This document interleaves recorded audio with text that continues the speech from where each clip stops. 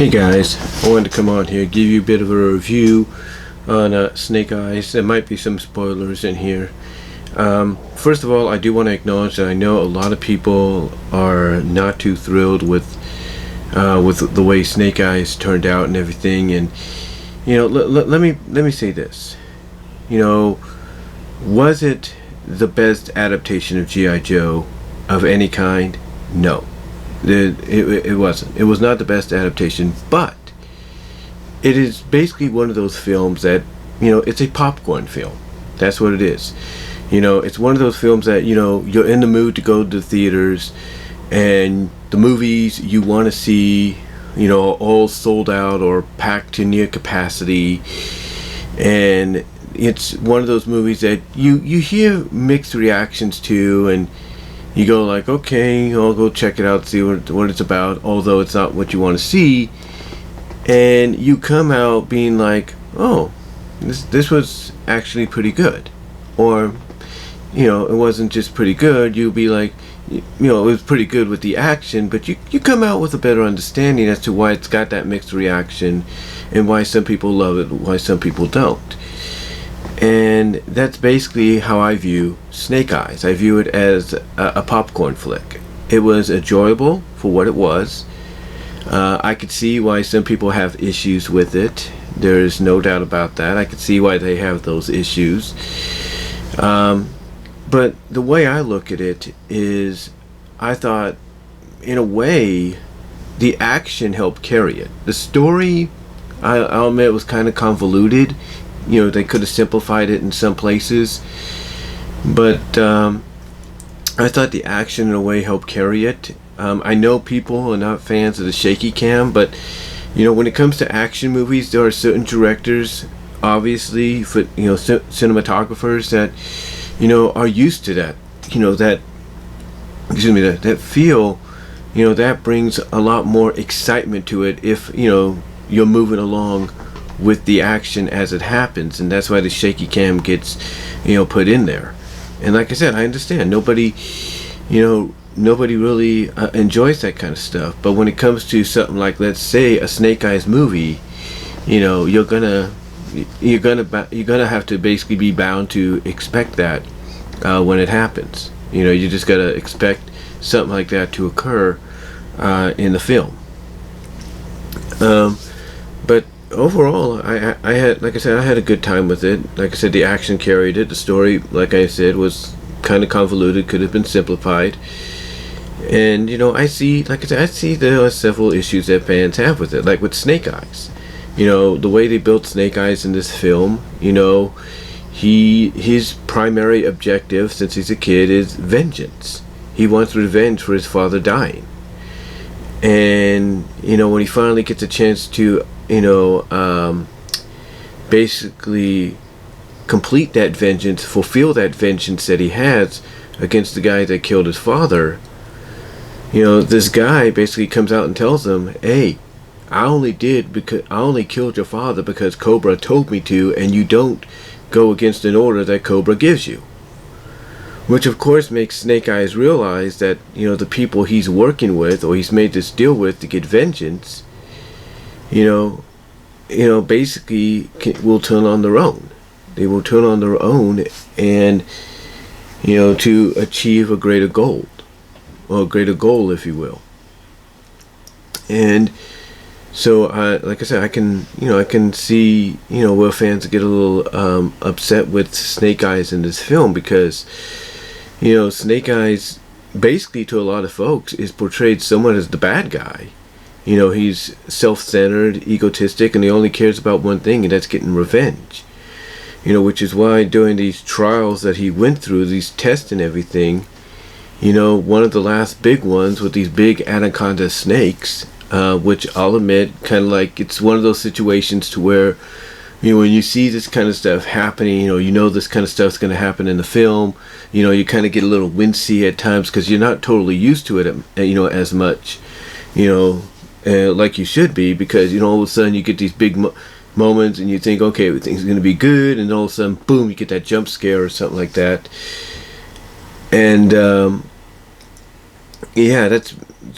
basically, I like I said, I see what people talking about Snake Eyes being, this being a very unlikable character because of the fact that his one goal throughout the film is vengeance. He wants revenge for his father. And basically the last test, which, he's passed all the other ones, or just barely passed the other ones. The last one that he's supposed to pass, one of the most important, he fails. And he has to get help from, I can't think of her name right now, but she's kind of like, basically she's kind of an advisor to the head sensei or sensei or sensei as she's called, the guy known as Tommy, who would be known as Storm Shadow's grandmother. She's kind of like the advisor to her, and she basically, knowing where, kind of understanding where Snake Eyes is coming from, basically helps him, basically gets him out of that snake pit before he becomes, dinner, if you will. Because I think in a way she senses good in him, but she knows he can't be trusted because he'll still fall victim to his vices for vengeance. And I think there was a bit of an attraction there between them. I think they were building up some kind of attraction between the two characters that would be built upon later on down the line in future films, if there are going to be any future films. But yeah, like I said, long story short, he goes on these trials, passes them, but when he gets to this big trial where he goes down this big freaking anaconda snake pit and looks like he's about to get killed, and then the girl helps him out, basically that's when he lets the truth come out. Now, he told the girl already before this, why he was really there, what his real purpose was. Not the connection, the deal he made, behind their back, so he made without them knowing, until we find that out about, I guess, 30 minutes in or so. We find out that he's made this deal with this other guy that we see at the, after his initial fight, in his adult years, 20 years plus later, he's now like a street fighter and all that. And he meets up with this guy called Kenta, and this guy is, basically part of the Yakuzas, as they're called, who are affiliated with Cobra. But even the Yakuzas, the Kenta guy, can't be trusted, because later on, when both him and the Baroness, get what they've been wanting, thanks to Snake Eyes, he turns his back on her. He turns his back on the Baroness. He turns his back on the elite partnership with Cobra, and pretty much in the end, he does pay for his treachery. But like I said, long story short, basically, this Kenta, Storm Shadow, not Storm Shadow, but Snake Eyes, basically, like I said, makes this deal with them to, basically made that deal to give them what they wanted, which was some kind of mystical jewel, which is known as the Heart of the Sun or something like that.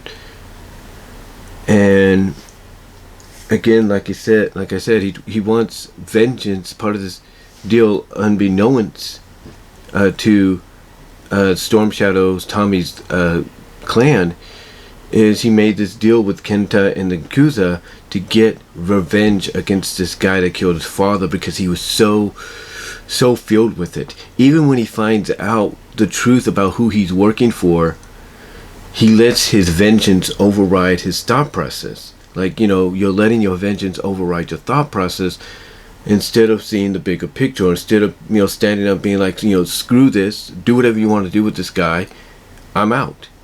But he doesn't do that because he wants revenge. He wants revenge.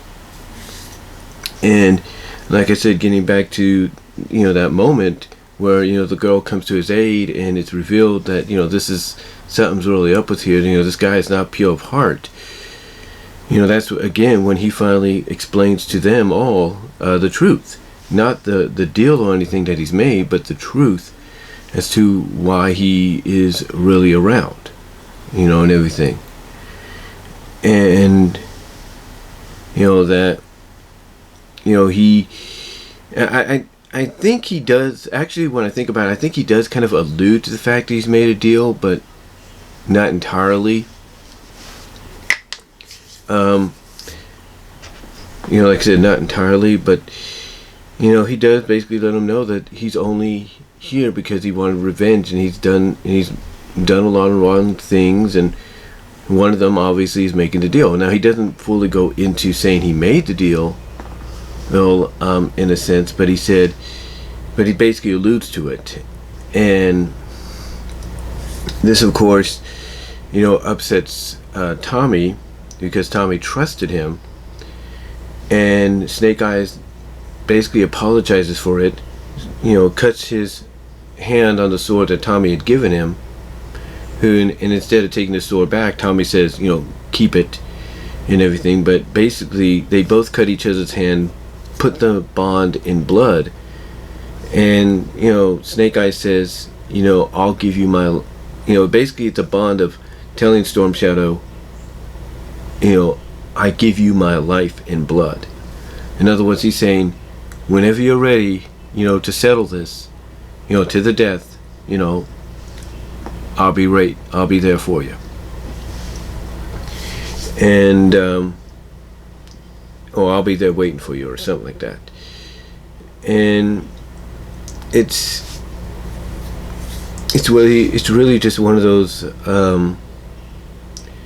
stories, or it's just, the movie basically is just one of those stories. Like I said, you know, the action carries it, the story may be convoluted, but overall it's one of those, it's just like I said, it's just a popcorn flick when you get down to it. It's just a popcorn flick, and there are some good moments in there, some ridiculous moments, there are no doubt, you know, like the grandmother doing kind of like a Matrix move kind of deal, you know, during the climactic battle, that even my older sister called out and go like, seriously, Grandma? You know. But yeah, it was fine. I thought it was fine.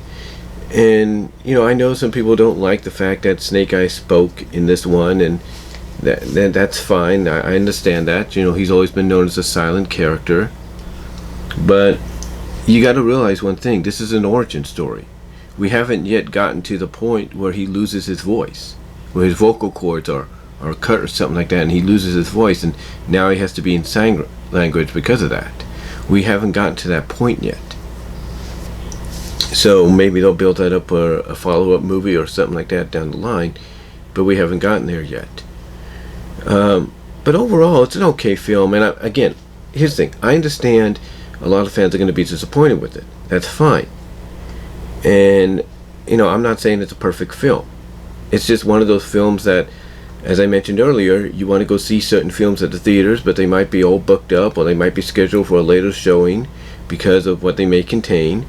And you're like, okay, what could I see? And you see something like Snake Eyes, and you're like, well, okay, I'll go check that out because I've heard some mixed reactions, and I'll want to go and see and judge for myself. And you come out and you say, yeah, it was okay, it was a good film, it was alright. It's mainly a popcorn flick.